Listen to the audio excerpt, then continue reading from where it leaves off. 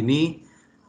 Hari ini bersama dengan Nutanix dan MII sekali lagi juga akan mengadakan webinar mengenai Agile Infrastructure.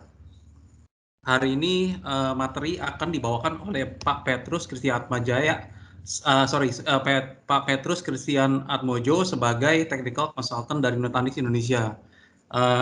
Di sini juga telah hadir Ibu Nurina sebagai channel partner dari Nutanix Indonesia. Selamat siang Pak, Ibu. Ya. Jadi hari ini kita akan sama-sama membahas, mungkin kita juga lebih santai aja Pak, Bapak Ibu, kita bisa open discussion dari Bapak Ibu, jika ada pertanyaan juga bisa langsung ditanyakan. Dan sebelumnya maaf keterlambatannya, dan juga saya belum mengenal diri. Nama saya Widianto Salim, saya sebagai product team dari MII untuk produk Nutanix. Di akhir acara nanti kita juga akan ada kuis yang pertanyaannya seputar dari materi akan dipresentasikan oleh Pak Petrus. Jadi untuk Bapak dan Ibu dimohon untuk bisa mengikuti sampai dengan akhir, dan mungkin bisa dicatat beberapa, karena saya yakin pertanyaan itu jawabannya semua dari Pak Petrus, presentasi itu sudah ada. Dan untuk pemenang, kita Mbak Nurina, kita di sini akan put 3 atau 5 pemenang ya Mbak ya?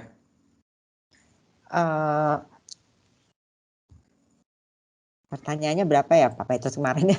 Kemarin ada 7. Kuis 5 atau 7. Nah, kalau gini Pak, Bapak dan Ibu, untuk pemenang kita akan pick 5 ya. Jadi nanti kita akan ada pick 5.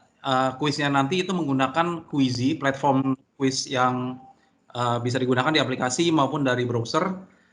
Jadi Bapak dan Ibu nanti akan mengisi 7 pertanyaan pilihan berganda. Nanti 5 peserta yang dengan nilai terbaik itu akan mendapatkan OVO point. Gitu. Oke, tanpa berlama-lama lagi, selanjutnya saya akan serahkan kepada Pak Petrus untuk memberikan presentasinya. Terima kasih, Pak. Oke, terima kasih. Oke, pertama tes ini dulu ya, layar. Kelihatan nggak ya? Sudah kelihatan Pak Petrus. Kelihatan ya PowerPoint-nya. Oke, saya play. Oke, terima kasih atas waktu dan kesempatannya. Seperti biasa ya, Nutanix punya sosial media, bisa di-subscribe supaya tidak ketinggalan kalau ada update-update terbaru mengenai Nutanix. Terus pesan sponsor juga 3M ya, jangan lupa ya, menjaga jarak, pakai masker ya. Ya, ini penting juga ya. Kita masuk langsung aja ke topik bahasan kita hari ini, yaitu bagaimana kita memanage core aplikasi kita secara efektif dan efisien menggunakan Nutanix. Ya, kira-kira seperti itulah ya. Ini pertanyaan bisa langsung atau nanti bisa ditulis di Q&A ya. Oke, saya mulai.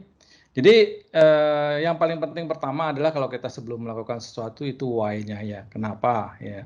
Kenapa kita perlu secara efektif dan efisien memanage infrastruktur kita, memanage aplikasi kita ya, yang sebenarnya ujung-ujungnya itu jelas gitu ya. Bagaimana kita bisa memaintain cost-nya gitu ya, memaintain efektivitas, kemudian kita punya environment IT itu bisa benar-benar mendukung bisnis ya, bagaimana ujungnya adalah perusahaan kita bisa berkembang dan berkompetisi ya, apalagi di saat-saat yang seperti ini ya, kita ada di era pandemi COVID-19 ya, mau nggak mau, suka nggak suka, behavior customer kita juga berubah gitu ya.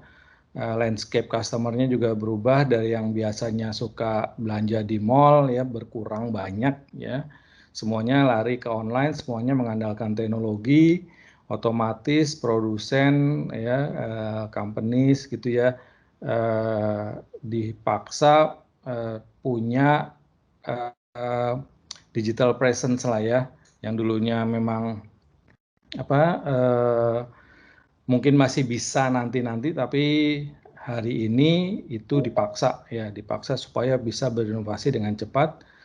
Kenapa? Ya, karena ya ini ya, jadi secara ekonomi ya, digital ekonomi sendiri nanti akan mendrive ya, akibatnya dia akan mendrive ekonomi kita ya. Dan contohnya di sini kita lihat bahwa digital transformation di Indonesia itu dipercepat dengan adanya pandemi ini. Ya, ini hasil dari McKinsey Company ya, dia mensurvei gitu ya, sekitar 90% percaya ya. Ya, itu bahwa krisis ini secara fundamental akan merubah bisnis ya ke depannya. Jadi kalau kita masih menggunakan pendekatan yang lama, pendekatan yang tradisional, udah pasti nggak cocok ya.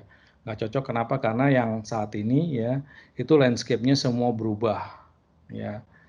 Semuanya berubah. Jadi kalau kita masih pakai cara yang sama gitu ya, gitu udah pasti nggak akan masuk lah ya. Kemudian meskipun pandemi ini memaksa kita untuk lebih memfokuskan diri pada core bisnis kita gitu ya, untuk survival, cuman jangan dilupakan juga bahwa memprioritaskan inovasi itu penting. Kenapa? Karena itu untuk kelangsungan kedepannya ya. Karena kalau cuma fokus pada core-nya aja berarti kita memaintain status quo dan tidak merespon pada perubahan yang terjadi di lingkungan bisnis ya. Kita sekarang ada di era keempat dari Industrial Revolution yang semuanya itu memanfaatkan teknologi artificial intelligence ya, memanfaatkan machine learning ya. Semua hal itu sebenarnya berfokus pada data ya. Bagaimana data yang kita miliki, bagaimana data yang ada di luar sana gitu ya bisa kita manfaatkan ya.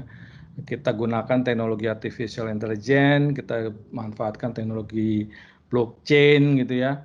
Bagaimana kita bisa membentuk suatu model bisnis yang baru. Jadi bagaimana kita bisa berinovasi dengan hal-hal yang baru itu. Jadi kalau sebelumnya kita bisa nanti aja, nah ini sekarang mau nggak mau kita harus sudah berpikir ya.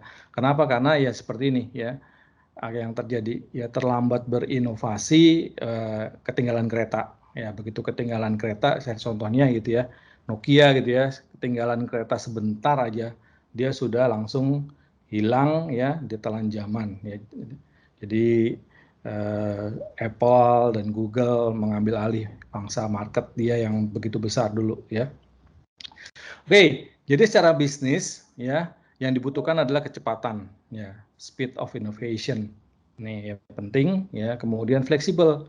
Jadi kalau misalnya kita sudah berangkat dari core bisnis kita dan kita berinovasi gitu ya dengan model bisnis yang baru, kemudian ternyata tidak cocok dengan marketnya, kita harus fleksibel untuk berpivot lah ya.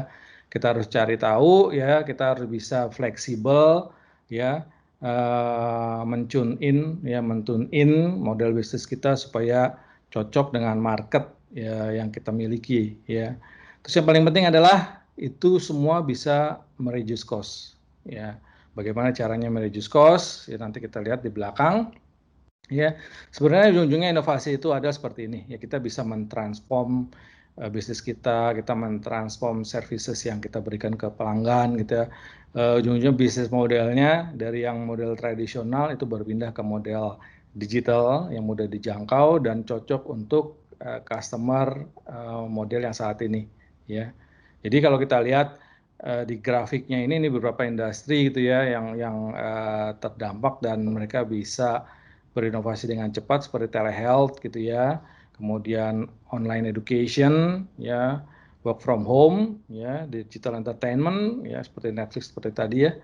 Nah, semuanya itu jelas gitu ya, semuanya kalau sudah digital kemudian sudah berinovasi dengan cepat, ujung-ujungnya dia nggak bisa mengandalkan teknologi infrastruktur yang lama ya, yang semuanya serba manual ya. Jadi pengennya ya itu bisnis bisa berinovasi dengan cepat ya, ujungnya adalah rapid time to market ya, jadi bisa menghasilkan aplikasi gitu ya, bisa menghasilkan bisnis model dengan cepat, kemudian kalau tidak cocok bisa berubah dengan cepat ya. tapi juga bisa dikonsum ya dari hal yang paling sederhana, dari yang paling dibutuhkan aja. Jadi nggak modelnya seperti dulu harus invest untuk 3 tahun, 5 tahun gitu ya, udah nggak seperti itu ya. Kemudian simple untuk di manage ya. Artinya simple untuk di manage ini besar sekali. Kenapa? Karena kalau udah simple berarti kalau ada problem, kalau ada penambahan, expense segala macam, capacity itu gampang, lebih cepat ya. Kemudian ya ini tadi continuous innovation ya, pembaruan tetap terus dilakukan tanpa mengganggu konfigurasi yang udah ada, yang udah berjalan ya. Nah, kalau tadi kita bilang data itu menjadi the new gold gitu ya, kita harus lihat di mana data kita sekarang. Ini contohnya ya. Jadi apa yang biasa kita temukan datanya di dalam bentuknya udah kayak es gitu ya. Susah untuk dimanfaatkan, susah untuk dijalankan. Jadi ada data friction, namanya istilahnya data friction. Jadi ya seperti ini ya daily-nya ya. Isinya data yang kita miliki itu nggak bisa kita manfaatkan karena ya memang kondisinya seperti ini ya, daily operation itu kebanyakan untuk yaitu maintenance ya, kemudian menghandle komplain dari user gitu ya, kemudian apalagi ada downtime gitu ya, kemudian macam-macam lah ya. Ini ujung-ujungnya adalah ya inovasi yang sebelumnya harus kita jalankan itu nggak bisa. Kenapa? Karena engine-nya ini masih engine yang lama ya. Nah, jadi kita punya engine-nya masih yang lama dan ini high maintenance ya, high maintenance ya. Ini kalau kita gambarkan secara operation ya, kira-kira ginilah ya. Ini jadi IT operation itu banyak sekali ya responsibility-nya ya, dari backup dan restore gitu ya. Kadangkala lupa gitu ya, yang ada backup terus tapi nggak pernah nge-restore. Jadi ketika mau di-restore datanya ternyata hasil backupnya rusak ya, nggak bisa di-restore. Itu problem gitu ya. Kemudian secara data centernya sendiri ya, kita lihat ya, data centernya sendiri itu seringkali riskan ya, suka downtime. Satu itu mungkin karena memang sudah overload ya, kemudian kapasitasnya sudah penuh ya, coolingnya udah mulai kurang ya, seperti itu ya. Kemudian ada virus, ada malware ya. Sementara ya di luar sana ada hacker yang ya setiap saat kalau kita lengah akan berusaha masuk. Kira-kira kayak gini lah yang kalau di operation sehari-hari. Jadi kalau kita pernah dengar namanya day to operation ya, di sini kita lihat ya zero ya. Day zero itu adalah ini ketika kita mendesain solusi kita atau aplikasi kita atau inovasi yang mau kita lakukan, kita develop arsitekturnya dan requirement ya, kemudian kita mulai engage sama vendor-vendornya, principal gitu ya, mulai bertanya-tanya ya apakah solusi yang kita inginkan gitu ya cocok ya. Kemudian ketika datang diinstal ya, kemudian di setup, dikonfigur gitu ya. Kemudian sudah jadi ya inilah ya namanya D2 ya. Jadi dia keeping the light on, ya, jangan sampai ada yang mati, ya, di maintain, di upgrade, di update, ya, housekeeping dibersihkan, kemudian dioptimize, ya. Biasanya yang N ini kalau udah mulai hardware-nya udah mulai obsolete gitu ya, maintenance-nya udah mulai habis dan harus diganti dengan yang baru. Ini kira-kira seperti ini, ya. Ini yang sering terjadi, ya. Sekarang bagaimana kita bisa mengefisienkan itu, ya. Tadi udah saya sampaikan juga ya, jadi antara efisien dan efektif ya. Jadi kalau efektif itu sebenarnya adalah goalnya ya, goalnya apa gitu ya. Jadi goalnya yang kita mau raih, katakanlah tadi inovasi ya, kita harus berinovasi ya. Kemudian bagaimana goal itu bisa dicapai dengan cara yang paling efisien, yang paling reduce cost juga, sekaligus reduce cost itu gimana caranya ya, high ROI, cost efisien ya, seperti itu ya. Jadi kalau misalnya tadi yang gunung es itu ya, kalau kita lihat di dalam data center kita ya, itu historinya seperti ini ya, D0 yang tadi ya. pada saat kita menentukan teknologinya, ya misalnya beli server, beli storage gitu ya, kemudian beli softwarenya, ya kemudian di deploy, ya itu butuh banyak waktu, ya butuh banyak waktu, ya. Kemudian ketika datang pada saat diimplement juga takes time, ya. Dan itu saking teknologinya berbeda, ya itu membutuhkan fase untuk integrasi. Jadi kalau misalnya saya gambarkan seperti ini, ya itu gambarnya keluar perlahan-lahan lah. Itu menunjukkan bahwa untuk dapetin teknologi yang seperti itu nih nggak mudah gitu ya, dan takes time, ya. Nah kalau kita udah punya seperti ini, ya kalau kita lihat gambarnya ini, ya antara aplikasi, database ada di server yang berbeda, kemudian datanya ada ditaruh di storage ini, ya semuanya modelnya biasanya seperti ini. Masih ada yang mau pakai seperti ini, sehingga pada saat di manage, ya otomatis ini akan butuh banyak tantangan untuk memanage, ya harus ngerti storage, harus ngerti servernya sendiri, harus ngerti database dan application-nya, ya SandSwitch. Kalau harus diupdate, ya kita harus update masing-masing komponen ini, ya itu secara operation, ya. Masing-masing otomatis punya dashboard, ya. Nah ini, jadi pada saat proses troubleshooting, ya itu takes time, ya lama, ya. Dan seringkali yang terjadi adalah saling menyalahkan, ya. Ini aplikasi yang lambat, ini database-nya yang lambat. Jadi semuanya dicari, ya. Untuk proses upgrade itu juga begitu, ya. Katakanlah harus mengupgrade storage-nya, ya beli disk, ya disknya dipasang di enclosure storage-nya, kemudian dibikin LUN, ya kemudian diformat, ya jadi volume baru dikenalin ke server, dari server kenalin ke aplikasi atau database-nya, ya. Nge-planning juga gitu, jadi tahun depan kita mau deploy aplikasi apa lagi nih, ya. Dan itu terus begini. Nah ini satu cycle di IT juga, ya yang terjadi saat ini, ya yang seperti ini di era cloud age itu udah mulai ditinggalkan karena itu tadi, ya. Jadi data harus bisa dimanfaatkan dan inovasi harus cepat. Jadi ketika inovasinya harus cepat dan harus mendeploy aplikasi, kalau misalnya menggunakan life cycle yang seperti ini, itu katakanlah gitu ya, tahun ini kita punya bisnis model seperti ini baru 2 tahun kemudian jadi, kan nggak mungkin lagi kayak gitu sekarang, ya. Oke, jadi yang tipe kedua, ya era virtualisasi, ya ini sebenarnya memang bisa mereduce jumlah servernya gitu ya.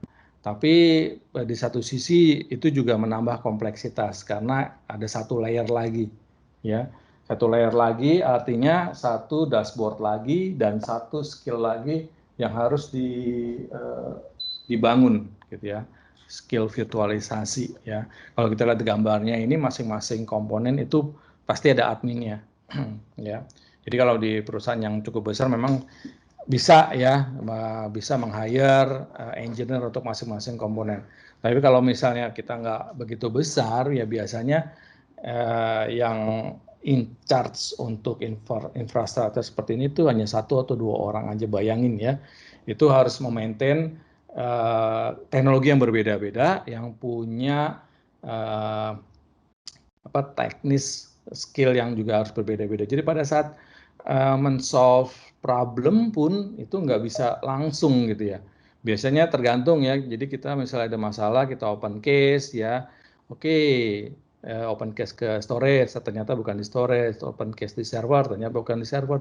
Nah seperti itu ya. Bayangin ya, 1 hari habis untuk mencari tahu, ternyata bukan, ya ternyata bukan di situ. Open case lagi tempat lain seperti itu, ya nggak jelas ya akhirnya ya.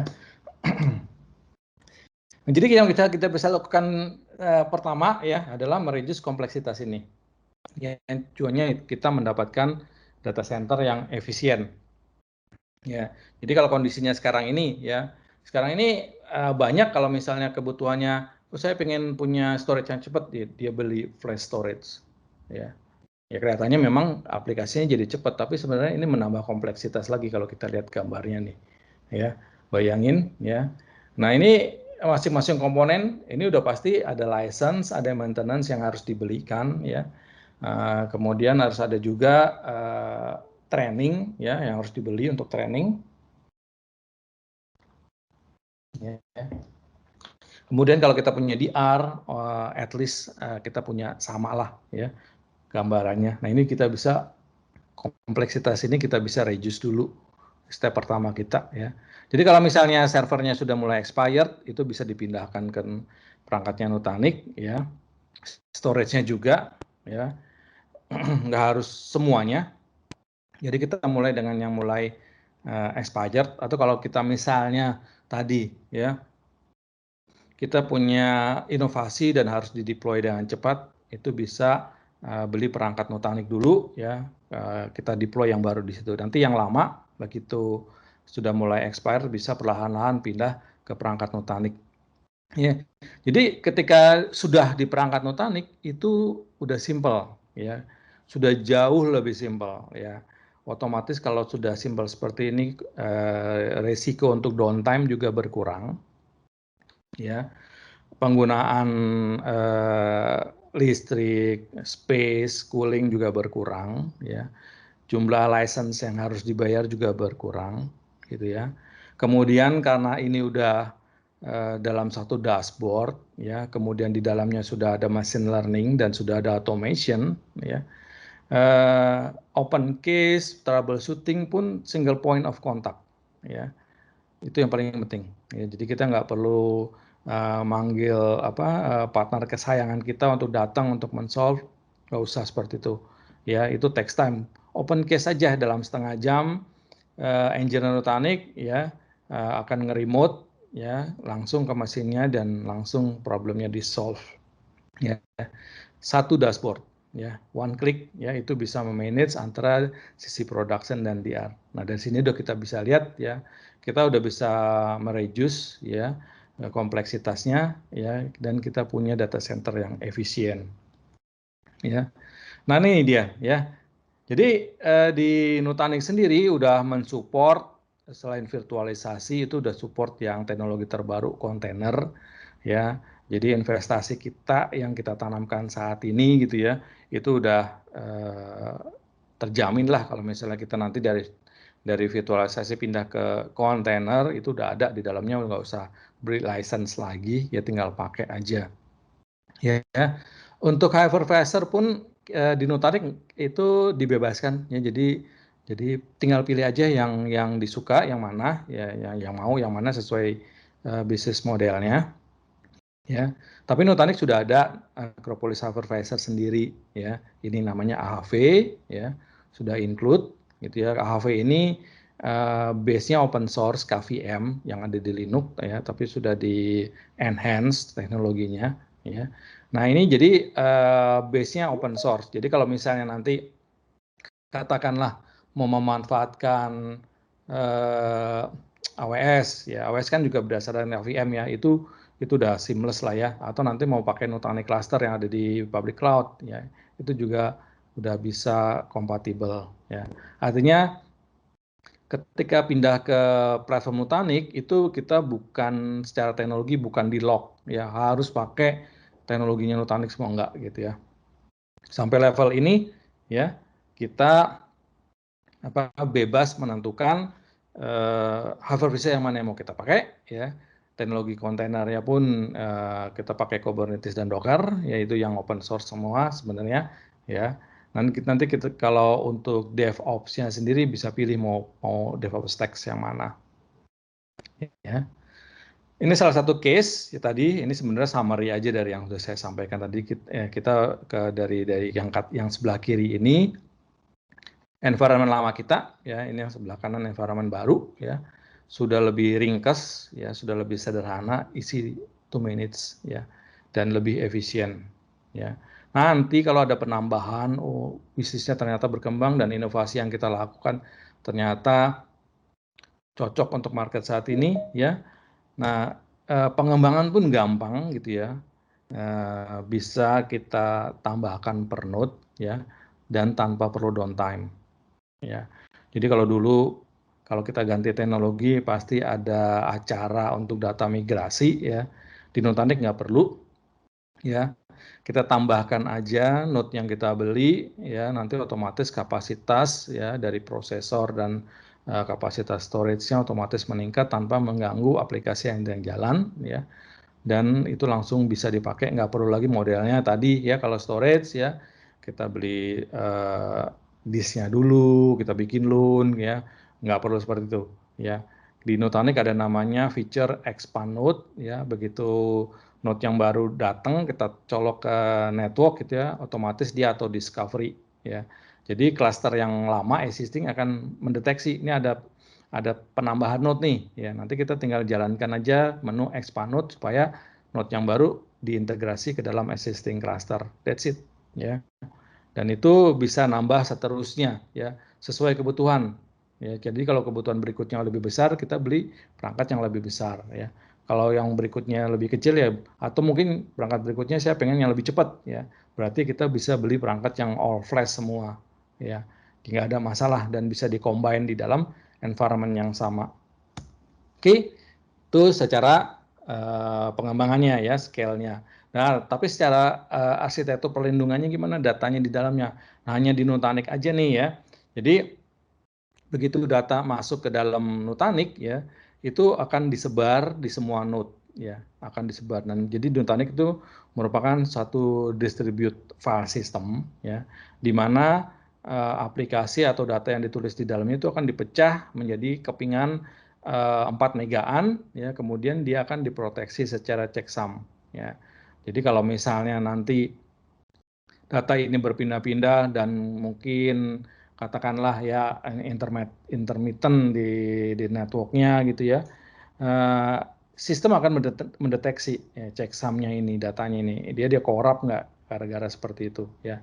Seperti, ya, ini udah ada, ya. Kemudian untuk proteksi kepingan data itu selain checksum juga ada namanya replication factor ini, RF namanya, ya. RF ini ada 2 di sini, ya, RF2 sama RF3 jenisnya, ya. RF2 itu seperti mirror, ya.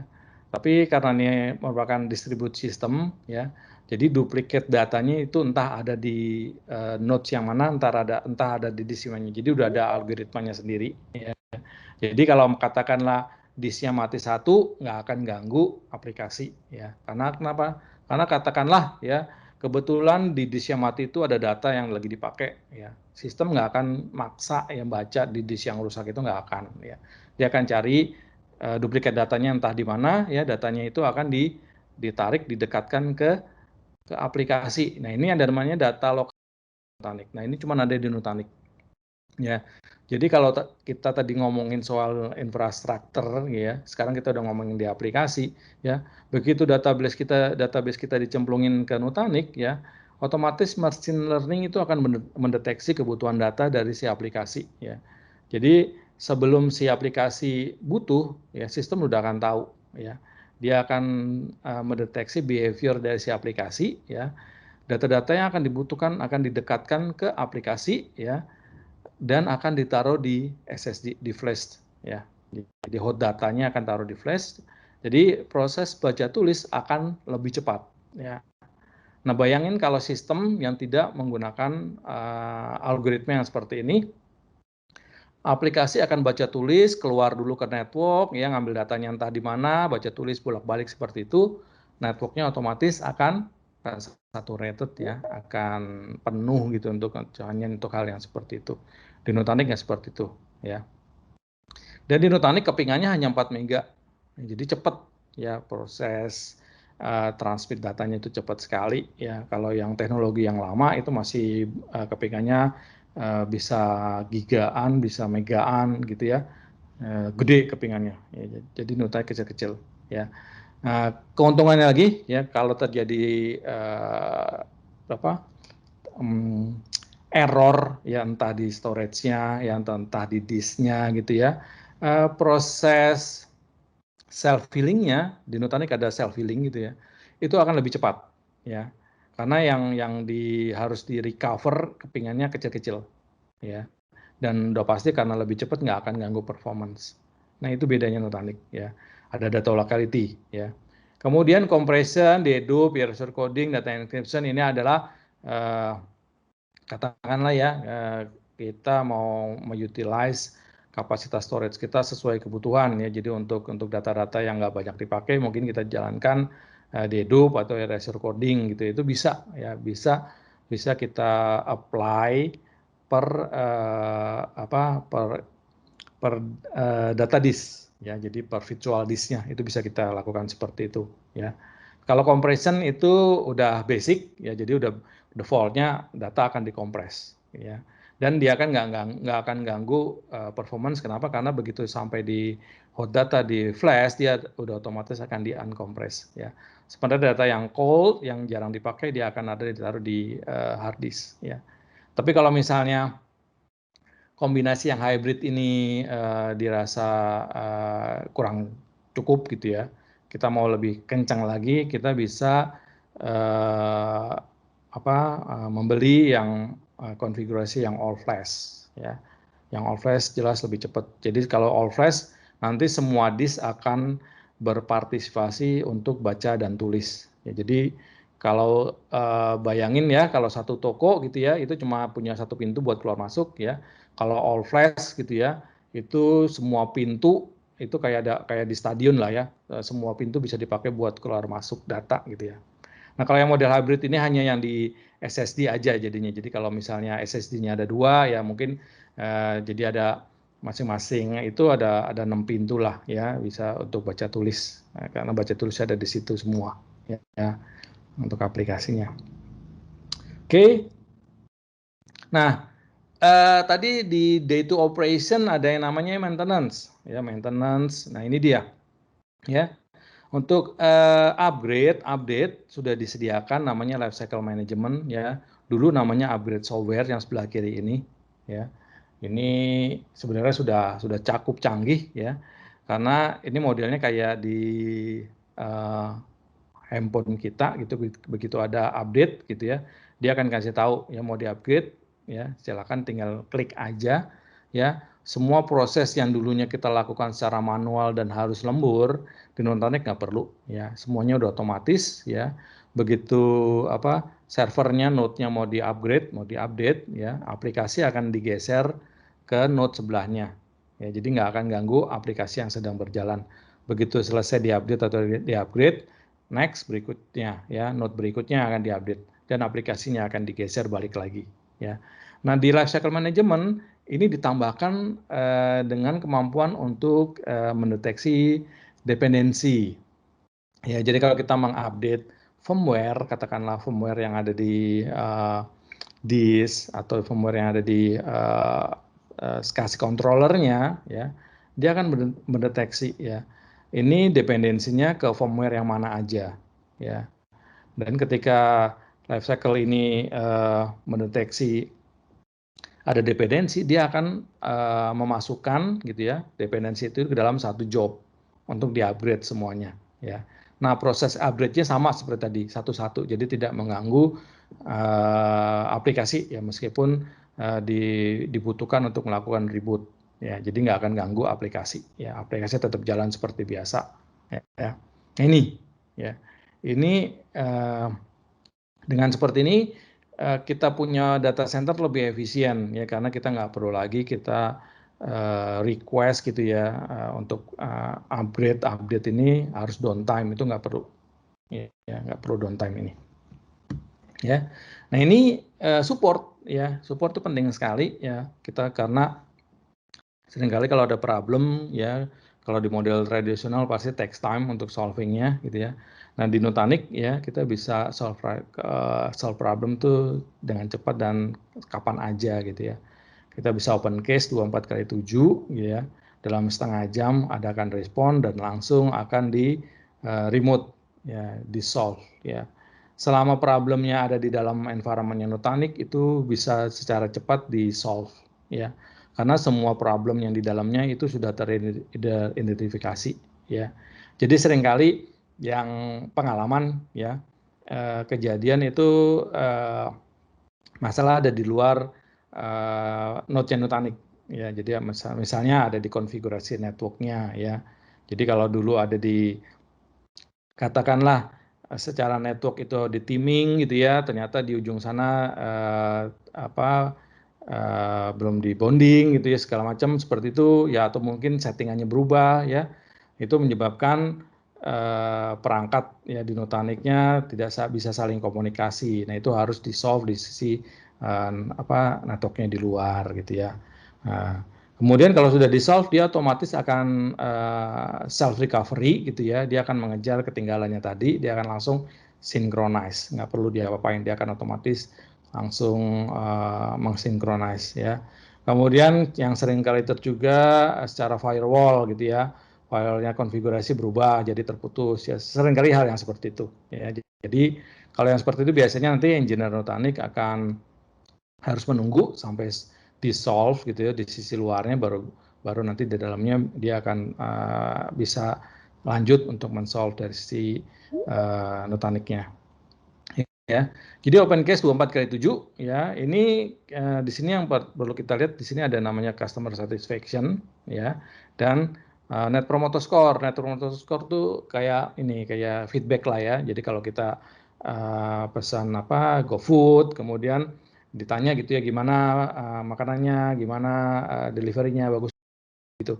Nah, ini hasilnya gitu plus 90 ya. Jadi feedback ini, Net Promoter NPS ini dihitung dari -100 sampai +100. Jadi Nutanix ada di plus 90 ya. Jadi Nutanix akan selalu menjaga ini karena tahu gitu, sadar bahwa support itu menjadi satu bagian kesatuan penting dari platform yang Nutanix yang dipakai di customer ya.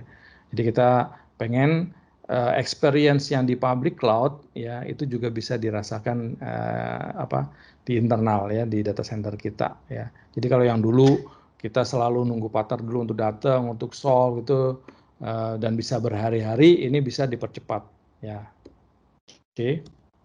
Nah, dengan yang seperti itu ya, kita akhirnya punya IT life cycle yang efisien ya, bisa lebih cepat ya. Dari proses buying-nya pun kita udah tahu ya, penambahannya gampang kok, tinggal beli node-nya Nutanix ya, minimum 3 di awal gitu ya, penambahannya nanti bisa per node ya, dan bisa sesuai kebutuhan, mau yang cepat bisa, mau yang lebih besar bisa gitu ya.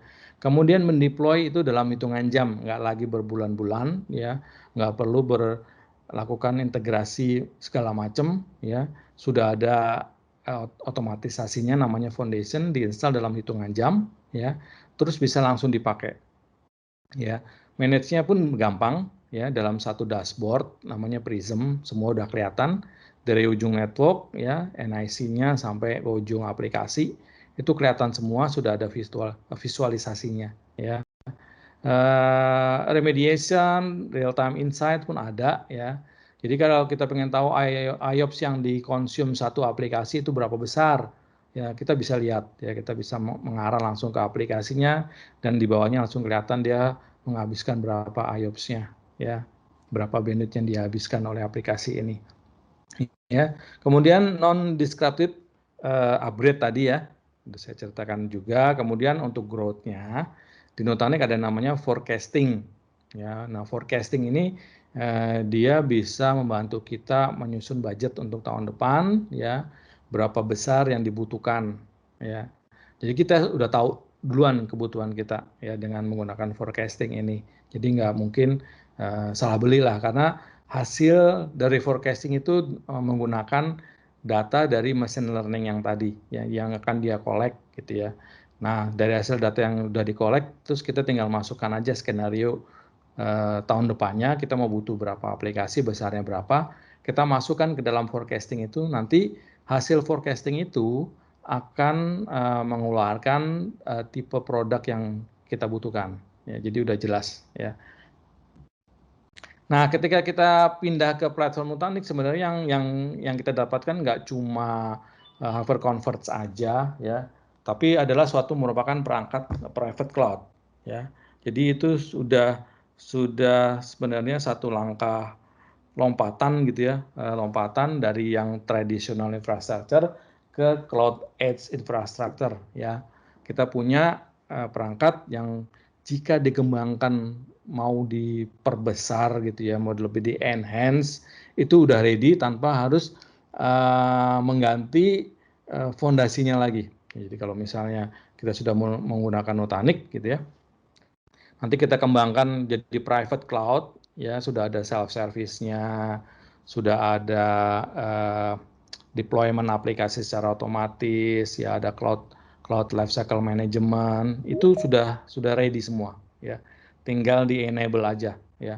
Bahkan yang tadi Docker dan Kubernetes itu tinggal di enable ya, tinggal diklik, nggak ada yang perlu diinstal ya. Kemudian kalau kita dilihat di atasnya ya mungkin data center services kita biasa ya, untuk sisi storage-nya ya. Kalau kita mau perlu object storage, nggak perlu beli perangkat lagi di perangkat yang sama, itu bisa kita aktifkan object storage-nya ya. Kalau yang bawaan mungkin kapasitasnya nggak terlalu besar, tapi kita bisa aktifkan ya. Nanti kalau butuh kapasitas yang lebih besar lagi, kita tinggal tambah add-on license-nya aja ya. Mau butuh NAS ya, buat file sharing yang dulunya saya pakai misalnya Windows ya, saya pakai Windows gitu ya, kasih policy, file sharing, kuota segala macam, di Nutanix ada ya, dan di enhance dengan namanya file analytic ya, file analytic. Nah, ini kita bisa kembangkan nanti kalau mau jadi DevOps ya, atau mau menjalankan desktop services VDI itu di perangkat yang sama ya. Nah, nanti kalau kapasitasnya berkurang tinggal di scale aja ya. Kemudian mau dikembangkan ke public cloud, kita bisa mendeploy namanya Nutanix cluster di public cloud ya. Jadi kita punya data center yang berpindah-pindah gitu lah ya. Karena udah sama ya, Nutanix cluster di data center kita sama Nutanix cluster di public cloud, di AWS atau di Azure gitu ya. Katakanlah nanti ya, ini salah satu skenario gitu ya, kita punya linknya udah kenceng gitu ya, kemudian mungkin katakanlah remote site kita gitu ya, kantor cabang kita kebanjiran, kita mau pindahkan gitu ya, pindahkan kebetulan memang yang paling dekat adalah di public cloud ya. Nah, itu data center bisa pindah semua ke public cloud ya, tanpa merubah konfigurasi ya. Bisa seperti itu ya. Di atasnya ini semua kita punya enterprise application, cloud native, segala macam bisa kita jalankan di perangkat yang sama. Jadi secara infrastruktur sudah terintegrasi, platformnya sudah ready ya buat cloud integrasinya. Nah, ini kira-kira yang tadi saya ceritakan itu seperti ini ya, seperti ini ya. Ini perangkat kita yang sekarang nanti mau dikembangkan, mau ke public cloud-nya sudah ready, namanya hybrid multi cloud ya. Oke, kita masuk ke apps, cepat aja. Di apps sendiri pun ada 3 tier juga ya. Jadi ada database, ada middleware-nya ya, ada kemudian di ujungnya ada front end-nya gitu ya. Kemudian biasanya gitu ya, di data center kita juga ada namanya development, kemudian ada staging, ada production, yang masing-masing harus di-deploy aplikasinya atau database-nya ya. Kita untuk pindahkan yang seperti itu ke Nutanix itu gampang gitu ya. Kita ada namanya Nutanix Move ya. Kalau kita udah pakai VMware, Hyper-V, menggunakan Nutanix Move ya, kita bisa tarik semuanya ke dalam infrastruktur Nutanix ya. Sudah dibantu untuk cut off-nya ya. Jadi nggak usah pusing-pusing cut off-nya seperti apa ya. Bahkan kalau kita udah terlanjur di AWS, ternyata kemahalan gitu, kita mau pindahkan ke Nutanix, menggunakan Nutanix Move aja. Pindahin nanti ke running-nya ada di Nutanix ya. Kemudian kalau misalnya kita ada di perangkat di luar di luar environment Nutanix, kita bisa pakai Nutanix Mine untuk backup dan restore ya. Ini juga kita bisa pakai untuk migrasi ya.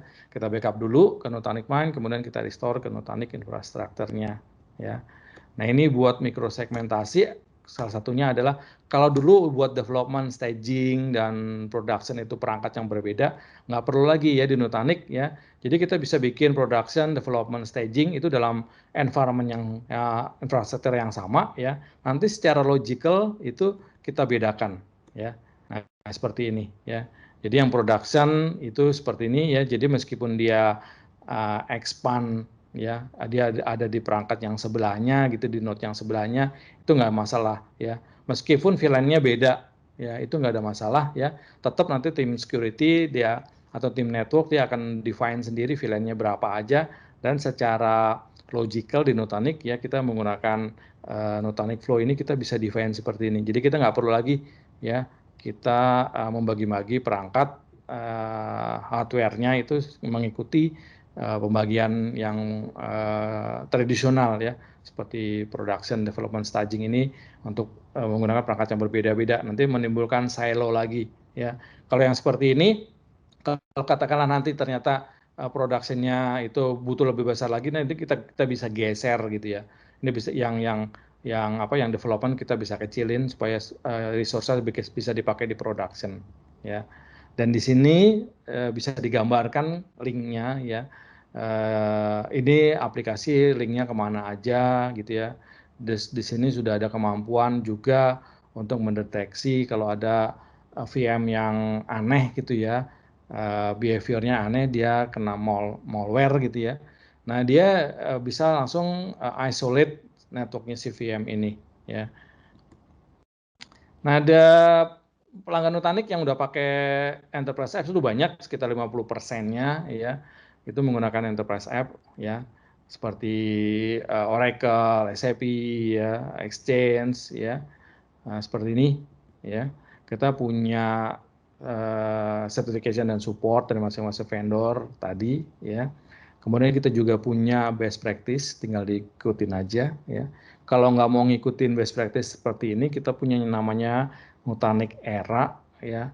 Itu modelnya template gitu ya. Kita tinggal klik aja, kita mau mendeploy Oracle misalnya.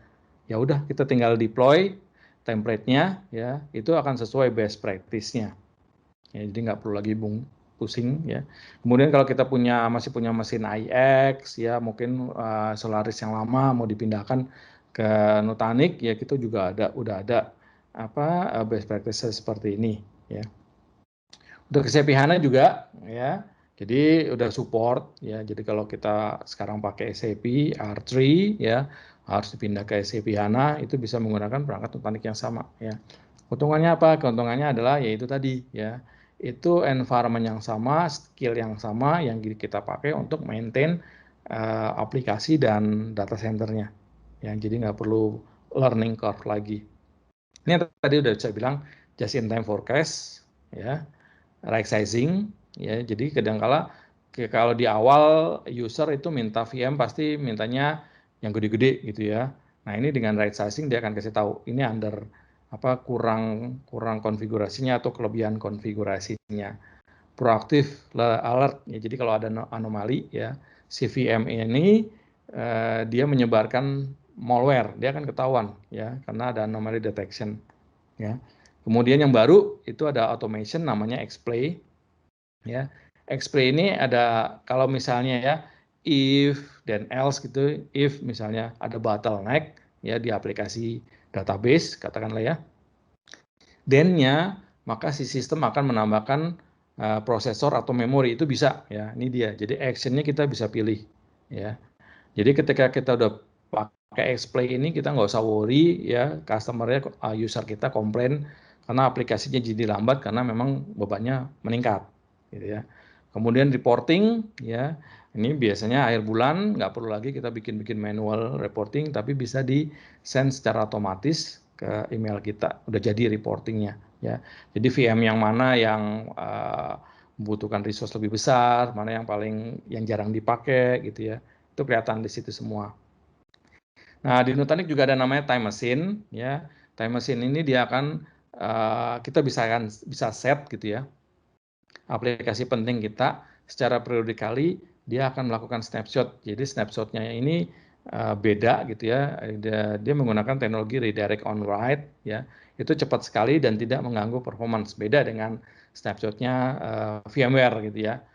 Beda teknologi. Ini lebih cepat dan tidak memakan kapasitas disk ya.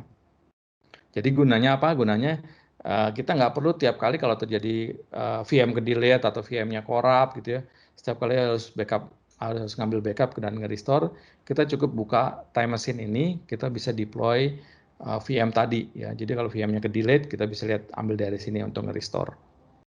Oke, ini kalau mau dikembangkan dari DC ke DR tadi ya, dengan asinkronus, ya mau pakai di as a service juga bisa, atau mau pakai di rsite sendiri, ya.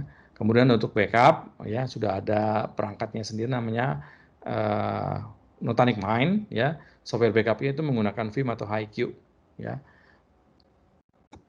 Security itu dibangun dari awal, jadi don't worry. Jadi tadi ada data encryption segala, ya. Atau mungkin kalau misalnya kita punya e-commerce, ya, supaya comply dengan regulasi di PCI DSS gitu ya, atau kita punya tadi ya aplikasi yang healthcare harus comply dengan HIPAA gitu ya, kita bisa download sticknya namanya ya untuk security-nya, dan kita bisa running di infrastruktur kita apakah sudah comply dengan konfigurasi standar tadi.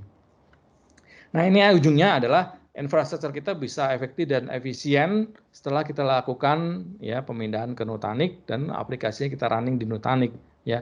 Ini hasil studi dari IDC ya.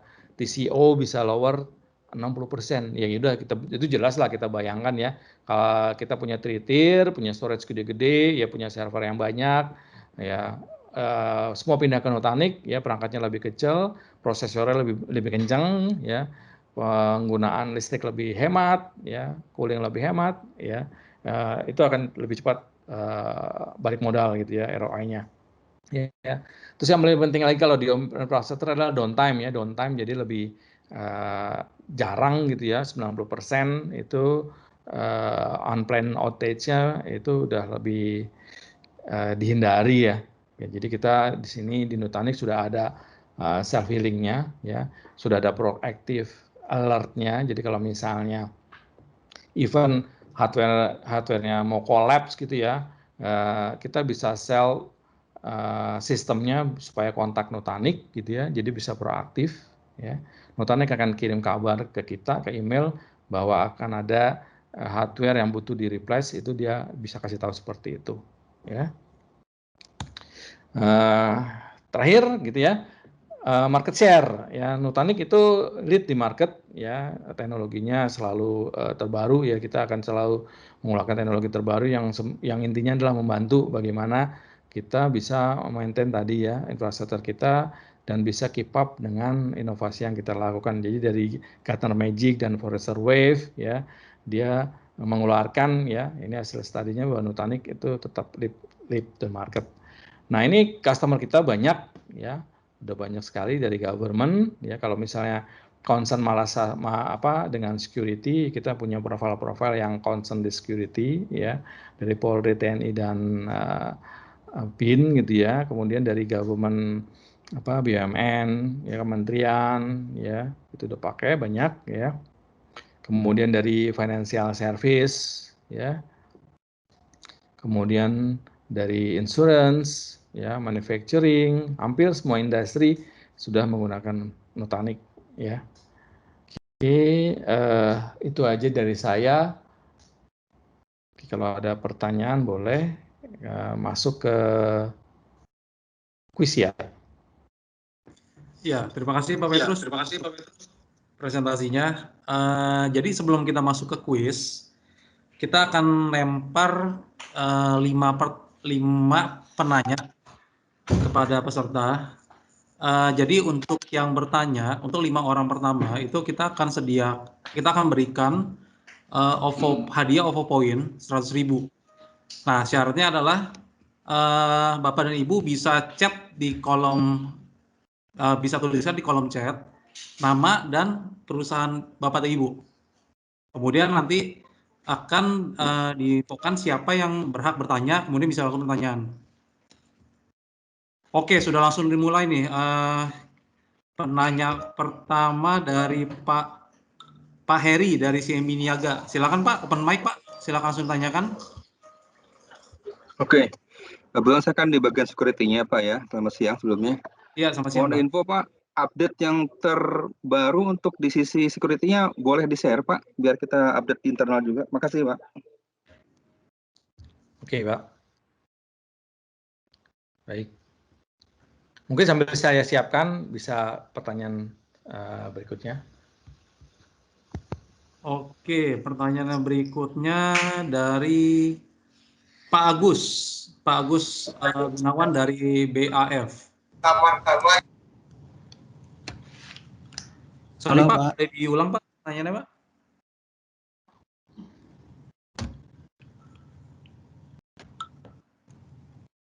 Halo Pak Agus? Ya, halo Pak. Iya, boleh diulang pertanyaannya Pak? Untuk Nutanix ini Pak, kita kan bisa migrasi dengan atau bisa kolaborasi dengan yang lain nggak Pak ya? Oke, Pak Petrus bisa langsung jawab atau mau ditampung dulu Pak? Mungkin lebih jelas kolaborasi gimana Pak? Ya misalkan kita udah punya server ataupun apapun, apa kita terbentur dengan kita mau pakai Nutanix itu Pak? Misalkan kita kan sekarang pakai on-premise nih Pak. Ya. Kalau kita bisa migrasi ke cloud tuh, apakah harus kita lakukan gitu Pak? Oke. Ya, jadi Nutanix kan ada dua sekarang ya, ada yang di cloud atau ada yang di on-premise seperti Bapak ya. Jadi tadi yang di presentasi saya yang step awalnya adalah Bapak bisa migrasikan gitu ya, yang Bapak punya sekarang di server ke perangkatnya Nutanix ya. Nah, perangkatnya Nutanix itu start dari tiga node ya, nggak usah beli yang besar-besar, sesuai kebutuhan aja ya. Nah, dari situ nanti Bapak bisa bertahap memindahkan aplikasinya ke dalam perangkat Nutanix. Ya. Jadi kalau misalnya katakanlah sekarang ada budget ya, cuman mungkin budget ini untuk beli server server atau storage gitu ya, yang sudah mulai expired gitu ya. Kebetulan ada 5 server dan 1 storage expired. Daripada beli teknologi lama gitu ya, itu ibarat kata beli handphone lama ya, mendingan kita beli smartphone yang baru yang udah ada semuanya di dalamnya. Kira-kira kayak gitu analoginya ya. Jadi kita ketika beli perangkat Nutanix ya, itu semua udah ada di dalamnya ya, Bapak bisa pindahin ya secara bertahap ya. Jadi kedepannya kalau ada penggantian hardware lagi, itu tinggal cemplungin ke Nutanix aja ya. Begitu kapasitasnya penuh, kita tinggal beli per node ya, perangkatnya per node kita expand gitu seterusnya.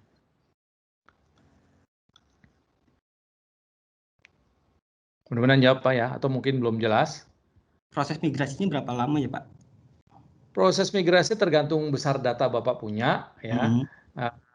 Biasanya proses migrasi kita lakukan bertahap dan kita klasifikasi sesuai dengan aplikasinya ya. Jadi aplikasinya yang kritikal dan non kritikal gitu ya, itu kita harus lakukan dengan cara yang berbeda. Jadi kalau misalnya yang kritikal ya kita lihat besar datanya, begitu datanya besar dan pasti usernya akan expect cepat ya, mau nggak mau nanti ya kita akan atur ekspektasinya ya, kita akan bilang downtime berapa lama gitu ya, supaya dalam proses migrasi tersebut gitu ya, itu dia udah tahu lah ya, ekspektasinya berapa jam atau dalam seharian ya. Jadi itu tergantung Pak, tergantung pertama ya networknya gitu ya, besar data dan networknya ya. Oke. Terima kasih Pak. Ya. Oke, untuk selanjutnya sebelumnya ini ada dari Pak Budi Hertanto. Pertanyaan adalah, semisal aplikasi A berjalan di node 1, lalu disk di node 1 rusak, bagaimana data lokal itu berjalan? Apakah data dari disk dari node lain di-copy ke disk yang tersisa di node 1? Kalau sampai kapasitas di node 1 penuh, bagaimana? Apakah aplikasi A akan di-move ke node lainnya? Silakan Pak Petrus, itu pertanyaan ada di chat Pak. Oh, ada di chat. Oke. Iya. Ya, saya sambil nyari jawabannya nomor 1 belum ketemu soalnya yang security. Ya saya jawabin. Oke ya, pertanyaan data locality ya, ini bagus sekali gitu ya. Karena memang begitu katakanlah di node 1 tadi gitu dia ada aplikasi kebetulan disknya rusak gitu ya. Nah,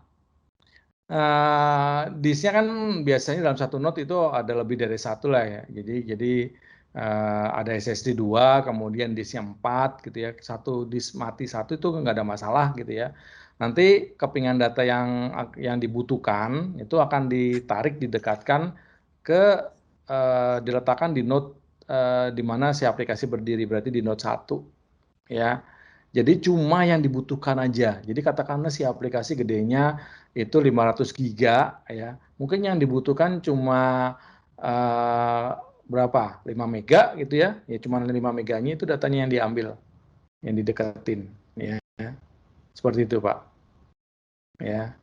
Nah, nanti otomatis kalau misalnya mesin learning-nya lihat oh ini datanya gitu ya, bakal dibutuhkan lebih banyak lagi, ya nanti secara granular datanya itu akan didekatkan semuanya ke Node 1 ya. Nanti disk yang rusak ini akan di isolate, udah nggak dipakai lagi.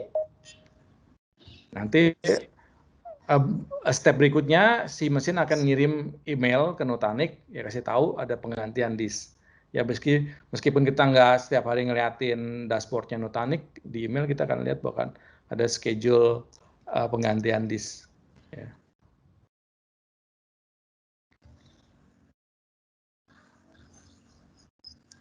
Oke Pak Budi, apakah ada pertanyaan lagi? Untuk perpindahannya ke node yang lain, apa memungkinkan itu terjadi, Pak? Oh iya Pak. Jadi itu juga itu fitur otomatis di virtualisasi sebenarnya udah lama ya.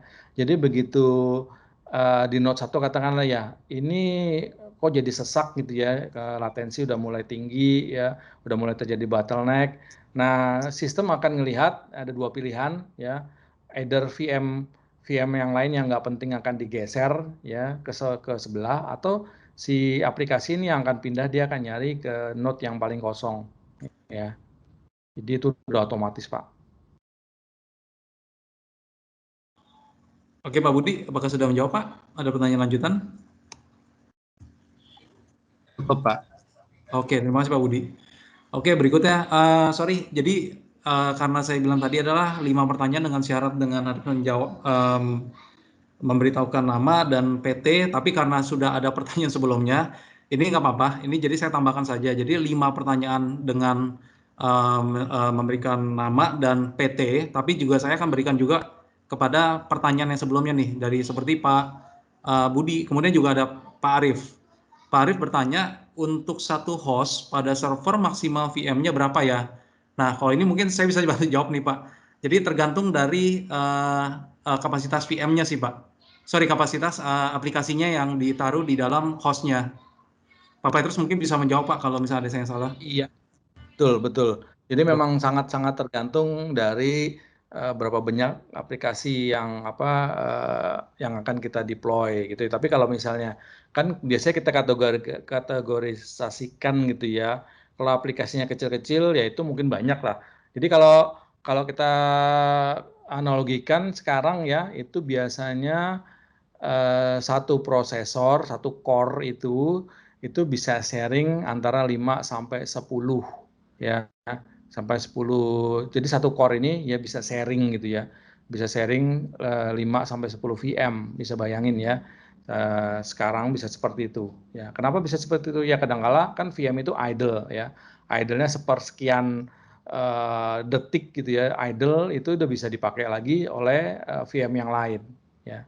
Nah kalau memori nggak bisa ya. Kenapa? Karena memori otomatis begitu dia dipakai oleh VM, dia akan diklaim ya, dia akan dipegang oleh VM ya. Kalau misalnya di swap ke disk kan biasa seperti itu biasanya nanti larinya itu ke performance ya. Jadi bisa seperti itu, tapi best practice-nya sih nggak kita sarankan seperti itu ya, karena di Nutanix otomatis semuanya berjalan dengan cepat ya. Swapping ke disk itu biasanya tidak terjadi gitu ya. Even kalau kejadian itu jatuhnya di SSD, jadi nggak terlalu impact juga ya. Jadi seperti itu Pak. Jadi Bapak tinggal hitung aja berapa jumlah VM-nya. Biasanya kalau starting small aja pun udah bisa gitu ya. Sampai nanti kita lihat perkembangan ke depan seperti apa, kita tinggal tambah node aja. Untuk Pak Budi tadi yang pertama Pak ya, Pak ini saya tidak menyiapkan, nggak ketemu nih presentasinya, tapi saya pernah baca ya untuk security kita yang produk baru itu ada namanya Flow Central ya. Jadi dia bentuknya SaaS Pak, itu ada di SaaS ya. Jadi flow-nya ada di SaaS pengembangannya. Nah dari SaaS ini nanti dia bisa memanage strateginya, dia bisa memanage yang on premise dan yang di di public cloud. Ya, jadi kalau Nutanix kan sekarang punya Nutanix cluster yang bisa running di AWS dan di Azure. Nah, jadi kita nanti punya satu manajemen plane yang ada di SaaS juga ya, yang bisa memanage security yang di on-premise dan di public cloud, yang di on-premise, Pak. Ya, kira-kira seperti itu, Pak. Ya. Oke, kemudian Pak Arief juga ada lanjutan pertanyaan nih. Dan jika sudah membeli perangkat tersebut, apakah ada jasa preventif maintenance dari perusahaan Bapak? Maksud Pak Arief ini mungkin di partnernya, Pak ya? Dalam arti ini MII, Pak.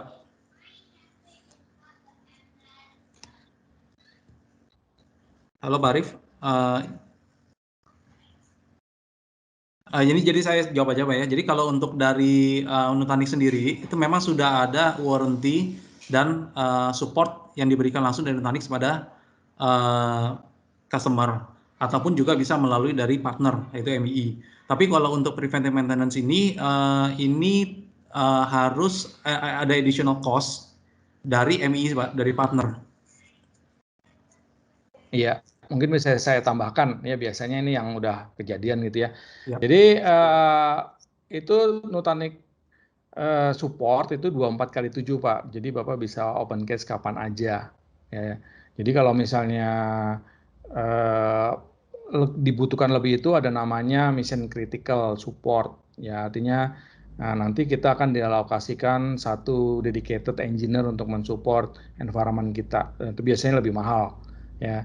Jadi biasanya yang production 24/7 ini cukup gitu ya, karena dalam waktu setengah jam aja sudah di handle, akan ada engineer yang di-assign untuk case tersebut dan akan di-solve ya. Kemudian kalau ada penggantian hardware itu next business day ya. Jadi hari berikutnya katakanlah satu power mati ya akan dikirimkan ya penggantian powernya besok ya, sekaligus sama engineer yang pasang ya. Jadi seperti itu Pak. Jadi biasanya event yang paling mendesak pun gitu itu bisa di handle oleh support engineer ya. Kemudian ada kalau hardware karena di dalamnya sudah redundant di Nutanix ya, itu next business day itu udah cukup ya. Tapi kalau misalnya case-nya kita punya ini untuk di remote gitu ya, untuk di remote site ya mau nggak mau kita harus sediakan golden backup di sana supaya cepat ya pengirimannya ya. Kalau misalnya katakanlah di site mining mana gitu kan Pak ya, butuh waktu buat jalan ke sana ya itu yang seperti itu ya case-nya. Oke, terima kasih. Kemudian ada pertanyaan lagi dari Bapak. Bila storage pada node 1 terabyte, berarti total 3 terabyte. Berapa maksimum storage yang dapat digunakan? Oke. Udah. Ya, bisa dijawab Pak Petrus? Ya. Oke. Ya, jadi kalau case-nya masalah katakanlah 3 tera gitu ya, 3 tera itu raw ya. Nah, di Nutanix kan secara protection datanya sendiri ya, itu ada RF2 itu kayak mirror ya. Jadi 3 tera itu nanti usable-nya kira-kira 1,5 tera ya, karena yang 1,5-nya lagi untuk menampung yang duplikat datanya ya. Nah, dari 1,5 itu nanti kita bisa combine ya. Kita bisa apply mau pakai kompres, mau pakai dedup ya, atau mau pakai erasure coding tergantung dari aplikasinya juga ya. Jadi harus kita lihat juga best practice-nya, jangan sampai kita menggunakan teknologi tersebut salah untuk kebutuhannya ya. Jadi kalau misalnya untuk VDI gitu ya, yang banyak klon-klon virtual desktop-nya ya, dedup mungkin cocok gitu ya. Jadi kita bisa manfaatkan space-nya dengan efisien ya. Tapi kalau misalnya untuk database ya kita mau dedup ya mungkin ya nggak cocok gitu ya. Jadi nanti lari ke performance. Kira-kira seperti itu Pak. Jadi harus dilihat case by case dari sisi aplikasinya pada saat kita meng-apply feature-feature tersebut. Oke, kemudian ada pertanyaan lanjutan dari Pak Yong. Sebentar. Apabila sudah melebihi dari kapasitas, apakah ada AI yang bisa menginformasikan seperti mungkin alarm atau seperti itu, Pak? Iya, ada Pak. Ya, ada. Ya, jadi machine learning-nya sendiri akan kasih tahu gitu ya, prediktif analitiknya akan kasih tahu ya itu dalam 3 hari misalnya ya. Kalau begini terus gitu ya, kondisinya storage kita akan habis. Dia akan kasih tahu Pak ya. Jadi sebelum infrastrukturnya sebelum alert errornya keluar dia bisa kasih tahu ya, itu ada di forecasting. Oke, terima kasih Pak Petrus. Kemudian oke, ini sudah 2 orang, kita ada 3 orang lagi Pak. Berikutnya yaitu dari Pak Teguh Wahyudi dari Asia Pacific Fibers. Pertanyaan adalah, misal 4 node kita bagi menjadi 2 box, apakah memungkinkan untuk di stretch cluster? Oke. Biasanya kendalanya nanti ada di latensi dari networknya Pak. Nah, jadi itu nggak di suggest ya, tapi bisa jalan bisa, ya, tapi nggak di suggest Pak, best practice-nya nggak di suggest ya. Itu balik ke Bapak lagi gitu ya. Secara teknikal itu bisa ya, tapi ketika latensinya nanti meningkat entah karena apa gitu ya, nanti dia kan pakai clocking gitu Pak ya. Jadi nanti akan distribute file systemnya ini akan, katakanlah ya ada 1 node gitu ya, dia akan selalu terus ketinggalan gitu ya. Stepnya ketinggalan dengan yang lain, bisa seperti itu Pak ya. Jadi kalau mau 2 site biasanya pastiin jaraknya itu sesuai requirement dari sisi network. Katakanlah kalau pakai fiber itu kan maksimum 500 meter gitu kalau nggak salah ya. Nah itu dipastikan ya requirement dari networkingnya itu dipenuhi ya. Jadi meskipun secara best practice-nya kalau 2 site itu harusnya replication ya, menggunakan replikasi karena semua udah ada di Nutanix kan ya. Kalau replikasi itu modelnya 1 VM ya, nanti kita kasih tagging gitu ya, nanti ini harus direplikasi ke site kedua, nanti kan secara regularly akan direplikasi ke sana ya. Tapi kalau kadang-kala kita pengen kalau misalnya di gedung A ya mesinnya mati, itu otomatis pindah ke B, bisa seperti itu. Tapi ya itu tadi ya, akan ada banyak ya nanti ketinggalan gitu ya, saat node yang di sana dia akan outpace gitu ya, stepnya akan ketinggalan, dia harus sinkronisasi lagi. Kadang-kadang ada error gitu ya, node yang sana itu karena latensinya gitu ya, dia harus diresinkronisasi lagi, kira-kira kayak gitu Pak ya. Tapi nggak masalah kalau misalnya kita punya 4 node atau 3 node, 1 node ketinggalan ya, berarti nanti dia akan running 3 node aja nih Pak. Jadi ketika yang node keempat nyala lagi, bisa join lagi ke dalam cluster, dia akan ngejar ya. Tapi itu tadi ya, kondisinya akan seperti itu. Oke, terima kasih Pak. Kemudian pertanyaan dari Bapak Rizky dari KAI, boleh open mic Pak Rizky. Halo, selamat siang. Selamat sore. Sore Pak. Mau nanya, apakah Nutanix support forward log ke external log management? Apabila support, jenis log yang di forward apa ya? Oke, support Pak, Bapak bisa pakai log sistem apa aja ya. Standar log sih saya nggak terus terang, saya nggak pernah forward log, tapi itu standar yang saya tahu itu standar gitu ya. Kalau di data center kita biasanya ngumpulin log ke dalam satu sistem ya, entah pakai Splunk atau pakai Padang, itu support Pak Nutanix udah bisa ya. Oke Pak, siap. Terima kasih infonya Pak. Oke, 1 pertanyaan terakhir. Pak Teguh Wahyudi tadi seperti sudah ya? Pak Teguh Wahyudi. Oh, sudah. Pertanyaan sama. Kemudian di bawahnya ada Pak Hendy dari PT Lautan Luas. Nah, ini langsung bertanya. Namanya lautan. Ya, Bisa luas aja. apakah FIM dan IQ. IQ harus ada license terpisah atau sudah include? Mungkin Pak Hendy bisa open mic, Pak.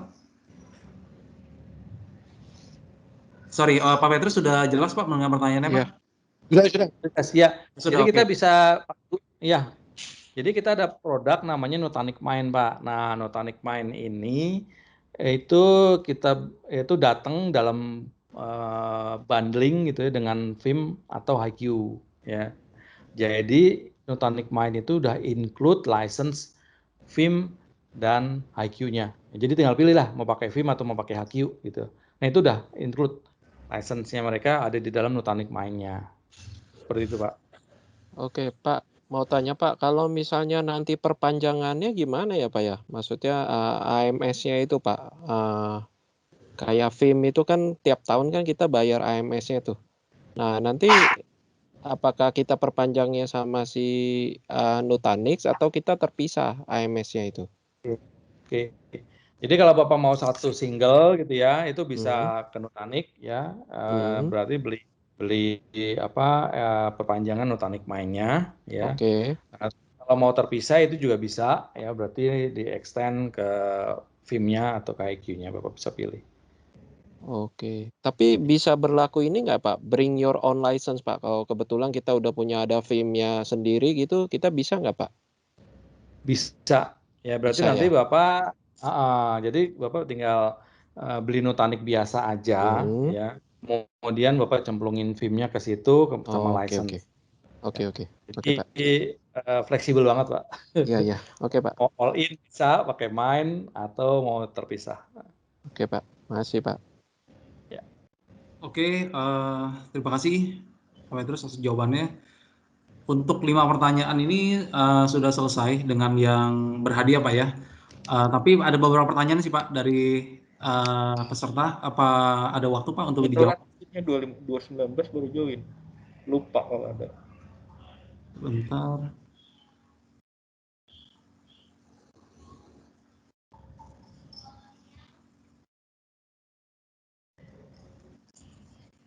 Sorry tadi siapa yang bicara ya? Ada pertanyaan lagi?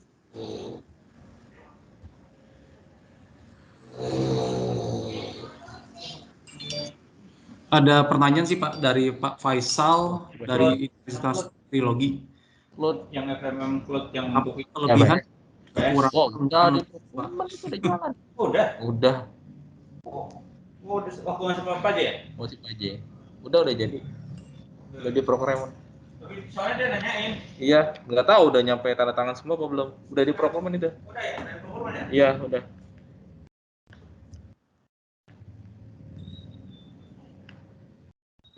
Pertanyaannya apa ya?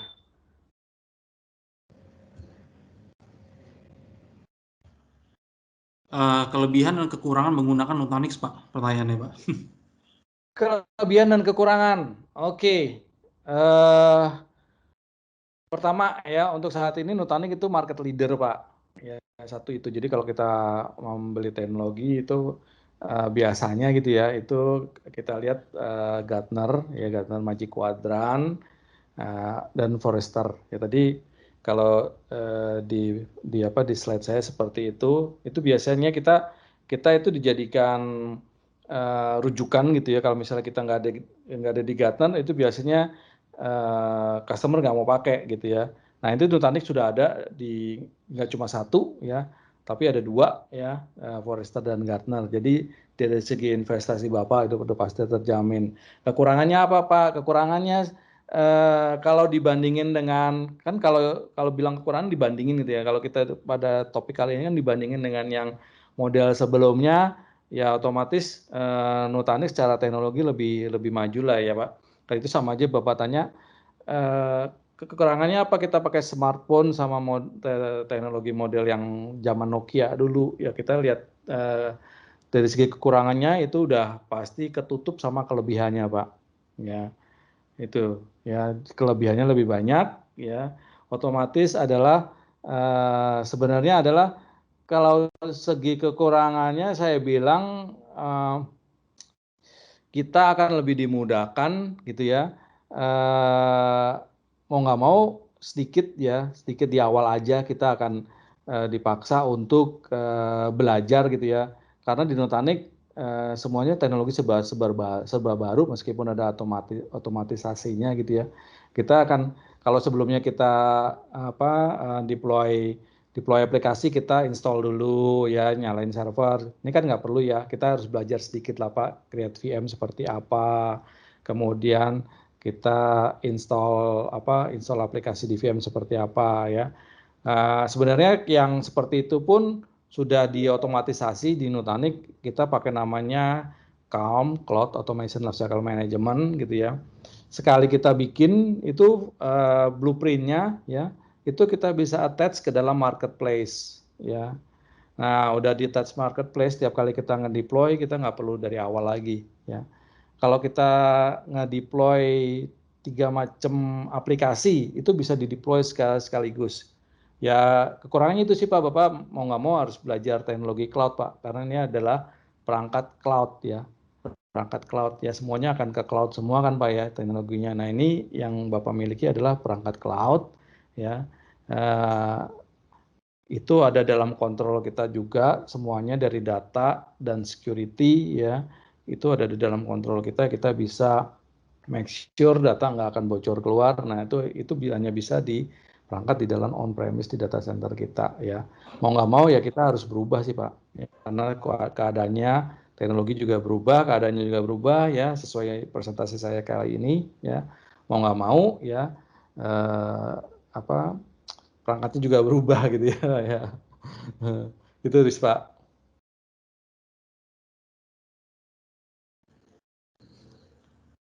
Oke, Pak Petrus, untuk pertanyaan, ada satu pertanyaan terakhir nih Pak dari Pak Sugianto. Itu ada di chat, yaitu Nutanix yang workload database, apa bisa prediksi kebutuhan scale up compute? Bisa Pak. Ya, tadi pakai Xplay tadi Pak. Ya. Jadi Bapak nanti begitu si VM database ini gitu ya. Kan kalau di sistemnya Nutanix ada namanya processor wait gitu ya. Atau idle gitu ya. Nah, itu akan dimonitor tuh Pak. Ya. Jadi kalau waitingnya terlalu lama, wah dia udah tak kasih tahu nih, oh ini pasti latency nih, ini kurang nih memorinya, atau ini kurang nih prosesornya, gitu ya.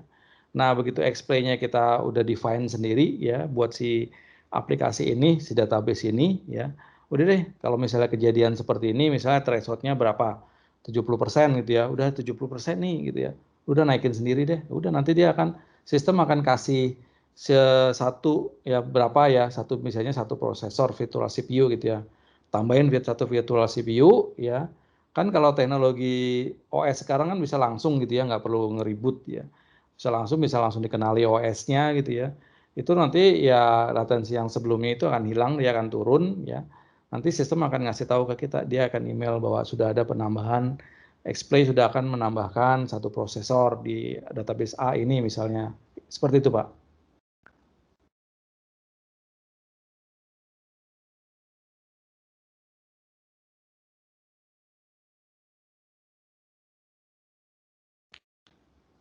Halo, halo.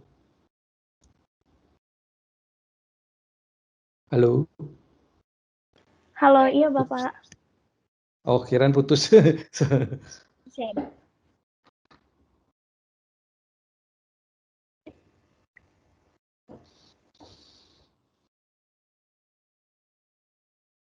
Mungkin apakah masih ada pertanyaan?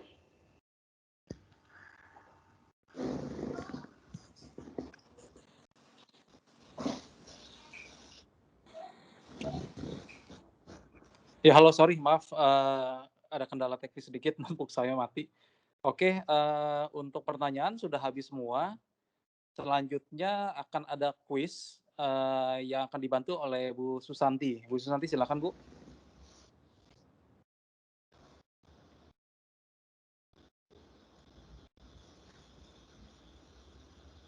Oke. Untuk link kuisnya udah saya share di kolom chat. Yang mau join kuis bisa langsung klik link yang ada di kolom chat yang telah saya share. Di situ ada formatnya Bapak Ibu, yaitu memasukkan nama strip nama perusahaannya gitu. Join kuisnya kita tunggu selama 2 menit. Mungkin bagi Bapak Ibu yang belum memasukkan sesuai format, juga boleh diulang lagi memasukkan sesuai formatnya, yaitu nama strip perusahaannya atau perusahaan strip namanya.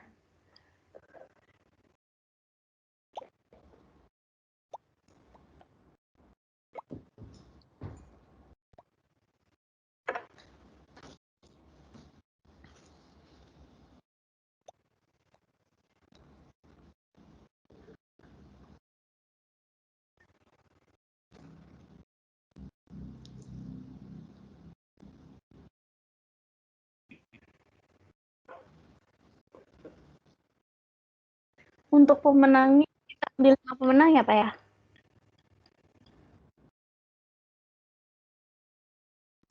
Sorry Santi, gimana? Untuk pemenangnya kita ambil 5 pemenang. Ya, untuk pemenang ada 5. Jadi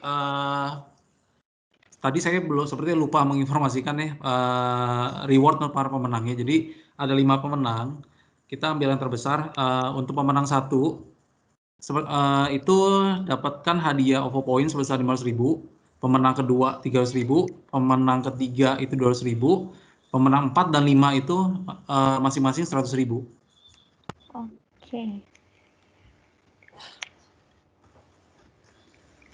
Sambil menunggu kuis dimulai, saya juga mengucapkan terima kasih banyak untuk atensi dari Bapak dan Ibu untuk webinar hari ini. Semoga webinar hari ini bisa menjawab kebutuhan daripada Bapak Ibu, khususnya untuk kebutuhan cloud platform ya, di mana Nutanix bisa memberikan jawaban atas kebutuhan bisnis Bapak dan Ibu. Dan juga untuk Pak Petrus, terima kasih untuk waktunya sudah membagikan materi hari ini. Sama-sama. Ya, oke, silakan mungkin sudah bisa dimulai kuisnya. Untuk kuisnya kita start dari sekarang. Selamat mengerjakan Bapak Ibu. Oke, selamat mengerjakan, semoga sukses.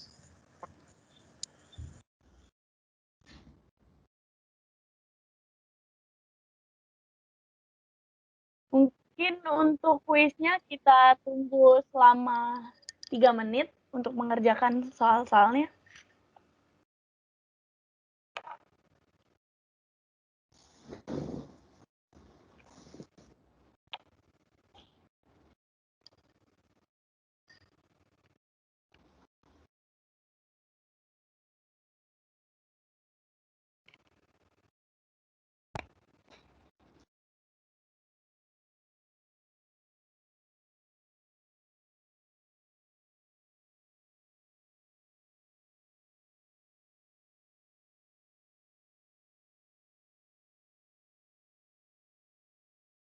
Untuk sekarang di posisi pertama ada Bapak Ibnu Dimar dari PT Miwon, ada Bapak Febrianto dari ALT, ada Bapak Aji dari LTL.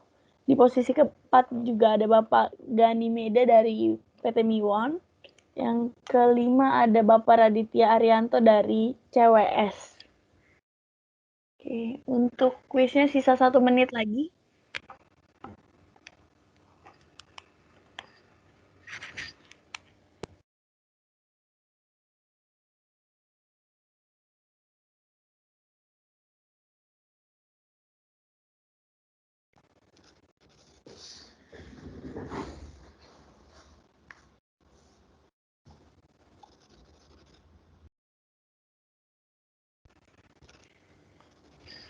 Jika waktu sudah menentukan 3:34 menit, kuisnya akan kita stop dan kita akhiri untuk sesi kuisnya. Gitu.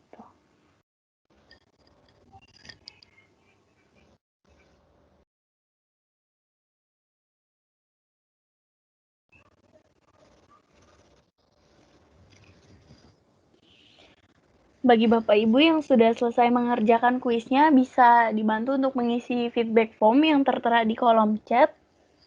Karena dari situ nanti akan mendapatkan Certificate of Attendee untuk acara webinar hari ini.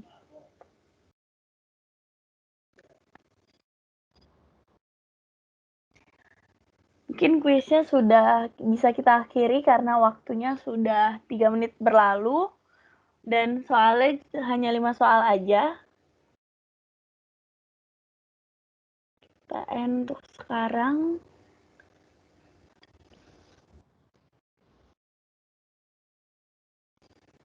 Selamat kepada 5 pemenang. Di posisi pertama masih ada Bapak Ibnu Dimar dari Niwon. Di posisi kedua ada Bapak Febrianto dari ALT. Di posisi ketiga ada Bapak Aji dari LTL.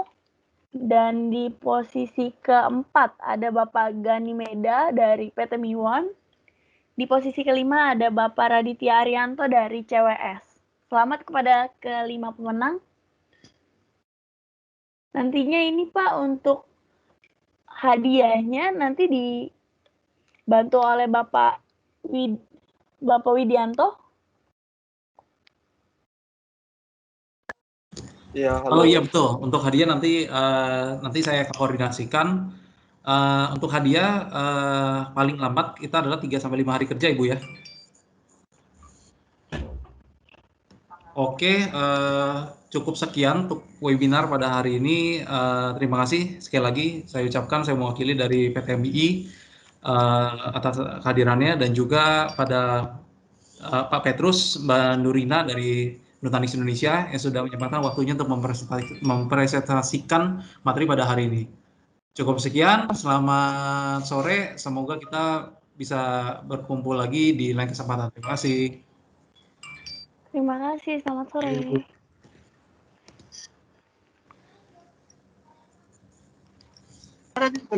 Terima kasih.